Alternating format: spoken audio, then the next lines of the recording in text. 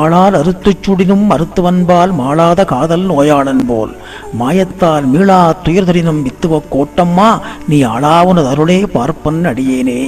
ஒரு மருத்துவர் நோயாளியினுடைய கட்டியை அகற்றுவதற்காக கத்தியால் அறுவை சிகிச்சை செய்கிறார். வலிப்பு நோய் வந்தவர்களுக்கெல்லாம் மஞ்சளை நன்றாக சுட்டு காய்ச்சி சுடும் பழக்கம் உண்டு. இப்படி மருத்துவர் அறுத்தாலும் சுட்டாலும் வலியை பொறுத்து கொண்டே அவரிடத்திலே கொஞ்சமும் வெறுப்பில்லாமல் ஒரு நோயாளி தன்னை குணப்படுத்தும் மருத்துவர் என்று அன்புடனே பாசத்தோடு செயல்படுவானே, அதுபோல் மாயக்கண்ணனே வித்துவக்கோட்டு அம்மானே, உன் மாயையால் நீ எத்தனை துன்பங்களை எனக்கு கொடுத்தாலும் அத்தனை துன்பங்களினாலே எனது பாவங்களை எல்லாம் நீ கரைக்கிறாய், அறுத்து கரைக்கிறாய் என்ற எண்ணம் கொண்டு துன்பங்களுக்கு பின்னாலே நீ எனக்கு நன்மை புரியப் போகிறாய் என்று கொஞ்சமும் மனம் சுளிக்காமல் உன் கருணையையே எதிர்பார்த்து கொண்டே உனது பக்தனாகிய நான் வாழ்ந்திருப்பேன் என கூறுகிறார் குலசேகர ஆழ்வார். இன்னமுதம் ஓட்டுகேன் இங்கே வா பைங்கிளியே, தென்னரங்கம் பாடவல்ல சீர்பெருமாள், பொன்னஞ்சலசே நுதறியர்வேள் சேரர்கோன் எங்கள் குலசேகர் என்றே கூறு. ஆரங்கடப் பரநண்பர் கொள்ளாரென்று அவர்களுக்கே வாரம் கொடு குடப்பாம்பிற்கையிட்டவன், மாற்றலரை வீரம் கெடுத்த செங்கோல் கொல்லிகாவலன் வெல்லவர்கோன் சேரன் குலசேகரன் முடிவேந்தர் சிகாமணியே. இன்று நாம் குலசேகர பெருமாள் என்னும் உயர்ந்த ஸ்தானத்திலே அழைக்கப்பெறும் குலசேகர ஆழ்வாரின் திருநட்சத்திர வைபவத்தை அனுபவித்துக் கொண்டிருக்கிறோம். உபதேச ரத்னமாலையிலே மணவாள மாமனிகள் சாதிக்கிறார், மாசி புனர்பூசம் காணுமின் இன்று ஒன்னுலகீர், தேசிய திவசத்திற்கு ஏதென்னில் பேசுகின்றேன் கொல்லி நகர்கோன் குலசேகரன் பிறப்பால் நல்லவர்கள் கொண்டாடும் நாள், நல்லவர்கள் கொண்டாடும் நாள் என்று சொல்லி முடிக்கிறார். அதாவது மாசித்திங்களாம் புனர்பூச நட்சத்திற்கு என்ன ஏற்றம் என்று கேளுங்கள் மண்ணுலகத்தவரே. நான் சொல்லுகிறேன், இன்று சேர மன்னன் குலசேகரன் அவதாரத்தாலே மண்ணுலகம் நல்லுலகமானது. அனைவரும் நல்லவராகி குலசேகர ஆழ்வார் திவ்ய நட்சத்திரத்தை கொண்டாடும் குணசாலியானார்கள் என்று இந்நன்னாளை போற்றி பாடுகிறார் மணவாள மாமுனிகள். இப்படியாக குலசேகர ஆழ்வார் கலியுகம் பிறந்து 28வது பிரபவ வருஷம் மாசி மாசம் சுக்லபக்ஷ துவாதசி என்று வியாழக்கிழமை புனர்பூச நட்சத்திரத்திலே சேரநாட்டிலே திருவஞ்சிக்கிழமை என்னும் திவ்ய கஷேத்திரத்திலே பகவானின் கௌஸ்துவமணியின் அம்சமாக திடவிரதன் என்னும் மன்னனுக்கு திருக்குமாரராக அவதாரம் பண்ணினார். இவருக்கு குலசேகரன் என்னும் பெயரைச் சூட்டி பெற்றோர்கள் மகிழ்ந்து வந்தார்கள். சிறு பிராயத்திலேயே குலசேகரர் கல்வி கேள்விகளிலே மிகவும் சிறந்து விளங்கினார். தமிழ் மற்றும் சமஸ்கிருத மொழிகளை நன்கு கற்றுத் தேர்ந்தார்.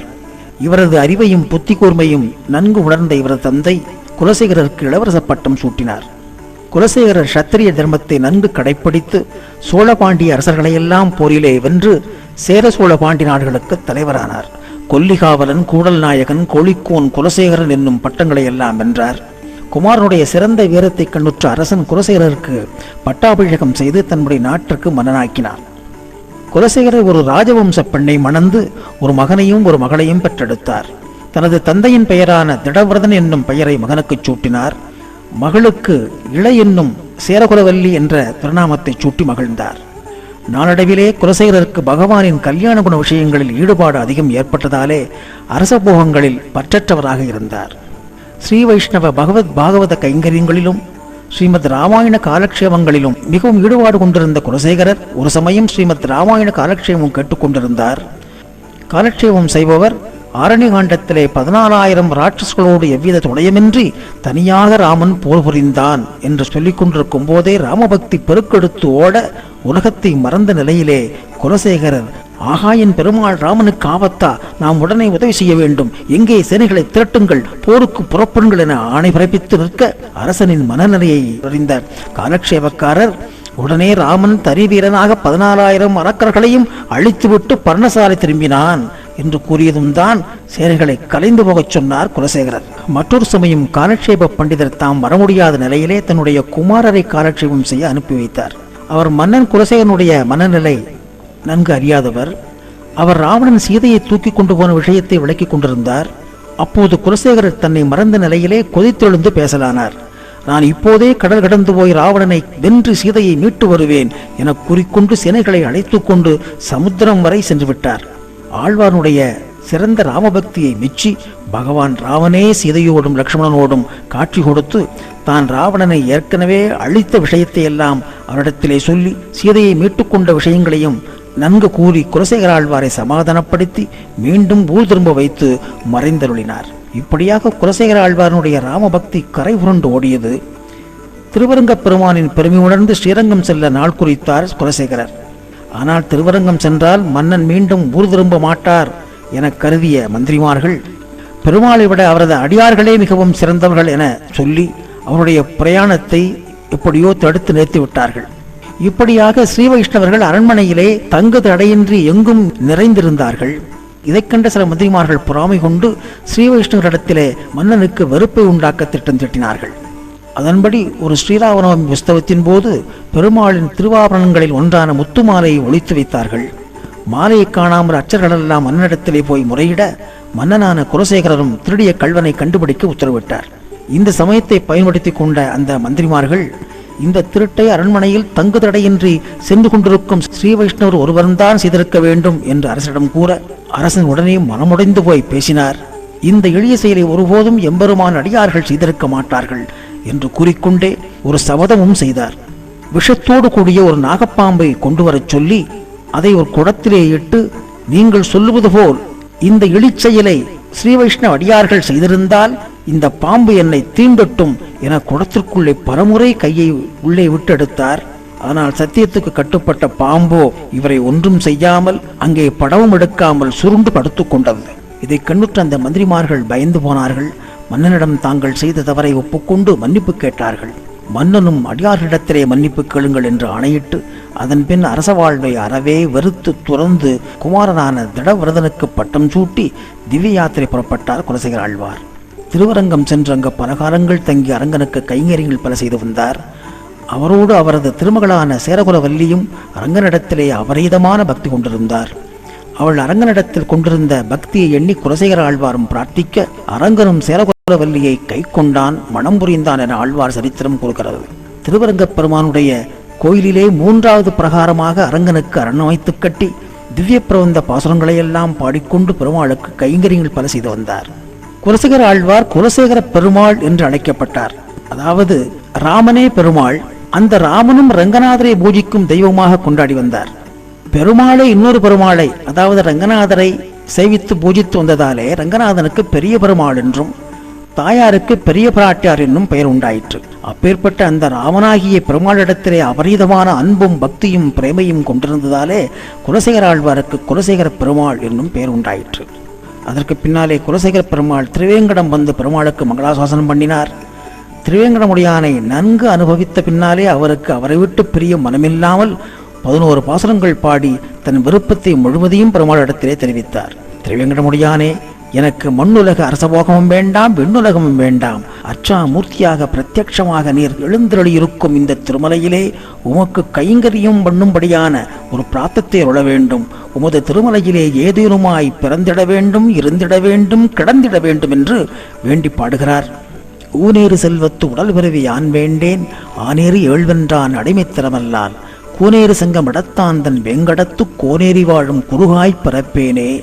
இந்த திருவேங்கடமலையில் இருக்கக்கூடிய கோனேரியில் ஒரு கொக்காகவோ குறுகாகவோ நான் பிறக்க மாட்டேனா என்று முதல் பாசுரத்திலே பாடுகிறார்.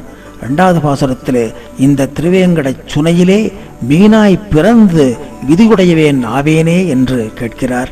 3வது பாசுரத்திலே திருவேங்கடமுடியானுடைய நித்திய திருவாராதனமான கைங்கரியத்திலே அவன் வாய்நீர் உமிழ்ந்திடும் பொன்மட்டிலாக ஏந்தி பிடித்து கொண்டு போகும் பாக்கியம் பெறமாட்டேனா என்று 3வது பாசுரத்திலே பாடுகிறார். 4வது பாசுரத்திலே வேங்கடமலையில் செண்பக பூவாய் பூத்து மனம் வீச மாட்டேனா என்று பாடுகிறார். 5வது பாசுரத்திலே திருவேங்கடமலையிலே ஒரு புத்தாகவோ புதராகவோ இருந்துவிட்டு போக மாட்டேனா என்று கேட்கிறார். 6வது பாசுரத்திலே திருவேங்கடமலையிலே ஒரு பொன் சிகரமாக விளங்க கடுந்தவும் செய்தவனாக மாட்டேனா என்று கேட்கிறார். 7வது பாசுரத்திலே திருவேங்கடமலையிலே ஒரு காட்டாறாக பெருகி ஓடும் பேறு பெறமாட்டேனா என்று பாடுகிறார். 8வது பாசுரமாக திருவேங்கடமலையிலே அடியார்கள் நடக்கும் பாதையாக இருந்துவிட்டு போக மாட்டேனா என்று கேட்கிறார். 9வது பாசுரத்திலே மிகவும் உருக்கமாக பாடுகிறார். செடியாய வல்வனைகள் தீர்க்கும் திருமாலே நெடியானே வெங்கடவா, நின் கோவிலின் வாசலில் அடியாரும் வானவரும் அரும்பயரும் கிடந்தியங்கும் படியாய் கிடந்துன் பவளவாய் காண்பேனே. செடியாய் கொடியாய் மரமாய் முட்களாய் வளர்ந்திருக்கும் ஜென்ம ஜென்ம பாவங்கள் அனைத்தையும் தீர்ப்பவனே, திருவிக்கிரமனே, வேங்கடப் பெருமாளே, உன் சன்னதியிலே அடியார்கள் தேவர்கள் மற்றும் பலர் உன்னை தரிசிக்க வந்து கொண்டே இருக்கிறார்கள். அவர்கள் ஏறி இறங்கும் அந்த படிக்கட்டாக நான் கிடக்கும் பாக்கியத்தை தருவீனானால் உமது திருப்பவழ வாயை என்றும் தரிசித்துக் கொண்டே இருப்பேனே பெருமாளே என்று பாடுகிறார். பார்த்தார், இதற்கு மேல் என்ன கேட்பது என்று தெரியாமலே இறுதியாக பாடுகிறார், இந்த திருவேங்கடமுடையான் வீற்றிருக்கும் திருமலையில் ஏதேனும் ஒரு பொருளாக, ஒரு ஜடப்பொருளாக பிறக்க அருள் செய்ய மாட்டீரா என்று அன்றது 10வது பாசுரத்திலே பாடுகிறார். ஆகையால் தான் வைஷ்ணவ திருக்கோயில்களிலே பெருமாளுக்கு முன்னால் இருக்கும் கர்ப்பகிரக வாசல்படி குலசேகரன்படி என்று அழைக்கப்படுகிறது. இப்படியாக திருவேங்கடமுடையானை அனுபவித்து அங்கிருந்து பிரிய மனமில்லாமல் மலையாள தேச பெருமாள் வித்துவக்கோட்டு பெருமாளுக்கு மங்களாசாசனம் பண்ண வருகிறார். அங்கே 10 பாசுரங்கள் வித்துவக்கோட்டு பெருமாளுக்கு பாடுகிறார். ஒரு பாசுரத்தில் மிகவும் உருக்கமாக பாடுகிறார். வாளால் அறுத்துச் சுடினும் மருத்துவன்பால் மாளாத காதல் நோயாளன் போல் மாயத்தால் மீளா துயர்தரினும் வித்துவ கோட்டம்மா நீ ஆளாவுனது அருளே பார்ப்பன் அடியேனே. ஒரு மருத்துவர் நோயாளியினுடைய கட்டியை அகற்றுவதற்காக கத்தியால் அறுவை சிகிச்சை செய்கிறார். வலிப்பு நோய் வந்தவர்களுக்கெல்லாம் மஞ்சளை நன்றாக சுட்டு காய்ச்சி முற்றுடும் பழக்கம் உண்டு. இப்படி மருத்துவர் அறுத்தாலும் சுட்டாலும் வலியை பொறுத்து கொண்டே அவரிடத்திலே கொஞ்சமும் வெறுப்பில்லாமல் ஒரு நோயாளி தன்னை குணப்படுத்தும் மருத்துவர் என்று அன்புடனே பாசத்தோடு செயல்படுவானே, அதுபோல் மாயக்கண்ணனே வித்துவக்கோட்டு அம்மானே, உன் மாயையால் நீ எத்தனை துன்பங்களை எனக்கு கொடுத்தாலும் அத்தனை துன்பங்களினாலே எனது பாவங்களை எல்லாம் நீ கரைக்கிறாய், அறுத்து கரைக்கிறாய் என்ற எண்ணம் கொண்டு துன்பங்களுக்கு பின்னாலே நீ எனக்கு நன்மை புரியப் போகிறாய் என்று கொஞ்சமும் மனம் சுளிக்காமல் உன் கருணையையே எதிர்பார்த்து கொண்டே உனது பக்தனாகிய நான் வாழ்ந்திருப்பேன் என கூறுகிறார் குலசேகர ஆழ்வார். மேலும் கண்ணபுரானை பற்றி குலசேகர ஆழ்வார் பாடிய 20 பாசுரங்கள் மெய்சிலிருக்க வைக்கக்கூடியதாக அமைந்திருக்கிறது. கண்ணனை பெற்றதாய் தேவகி கண்ணனுடைய பால லீலைகளை அனுபவிக்க முடியாமல் போன விஷயங்களை தன்னைத்தானே தேவகியாக பாவித்துக் கொண்டு பாடுகிறார் குலசேகர ஆழ்வார். தன்னன் தாமரை கண்ணனே கண்ணா தவழ்ந்து எழுந்து தளர்ந்ததோர் நடையால் மண்ணில் செம்பொடி ஆடி வந்து எந்தன் மார்பில் மண்ணிடப் பெற்றிலேனந்தோ வண்ணன் செஞ்சிறு கைவிரல் அனைத்தும் வாரி வாய்க்கொண்ட அடிசலின் மிச்சல் உண்ணப்பெற்றிலேன் ஓ கொடுவினையேன் என்னை என் செய்ய பெற்றது எம்மோயே என்று பாடுகிறார்.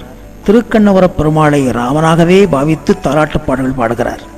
மன்னுபுகழ் கௌசலை தன் மணிவயிறு வாய்த்தவனே தென்னிலங்கைக்கோர் முடிகள் சென்று வைத்தாய் செம்பொன் சேர் கண்ணின் மாமுதல் புடைசூழ் கணபுரத்தின் கருமணியே என்னுடைய இன்னமுதே ராகவனே தாலேலோ என்று பாடி அனுபவிக்கிறார். மேலும் தில்லை திருச்சித்திரக்கூட பாசுரங்களாக அனைத்தும் ராமாயண விஷயங்களை நன்கு விளக்குவதாக அமைகின்றன. ராமாயணம் முழுவதையும் படிப்பதால் பெறுகின்ற புண்ணியம் அனைத்தும் இந்த 10 பாசுரங்களை பாடுவதால் உண்டாகும் என்பது ஸ்ரீ வைஷ்ணவ சிகாமணிகளுடைய கருத்து. குலசேகர ஆழ்வார் 8 திவ்ய தேசங்களுக்கு மங்களாசாசனம் பண்ணியிருக்கிறார். 105 பாசுரங்கள் கொண்ட திவ்ய பிரபந்தம் அருளியிருக்கிறார். பெருமாள் திருமொழியாக முதலாயிரத்திலே அப்பிரபந்தம் சேர்க்கப்பட்டிருக்கிறது. இதை தவிர 40 ஸ்லோகங்கள் கொண்ட முகுந்தமாலை என்னும் கிரந்தம் வடமொழியிலே சமஸ்கிருதத்திலே அருளியிருக்கிறார். இப்படியாக குலசேகர ஆழ்வார் குலசேகர பெருமாளாக 67 திருநட்சத்திரங்கள் பாகவத கைங்கரியங்கள் செய்து கொண்டு இறுதியிலே ஆழ்வார் திருநகரி சென்று நம்மாழ்வாருடைய திருவடி தொழுது அதற்கு அருகிலே உள்ள பிரம்மதேசம் என்னும் கஷேத்திரத்திலே பரமபதம் எய்தினார்.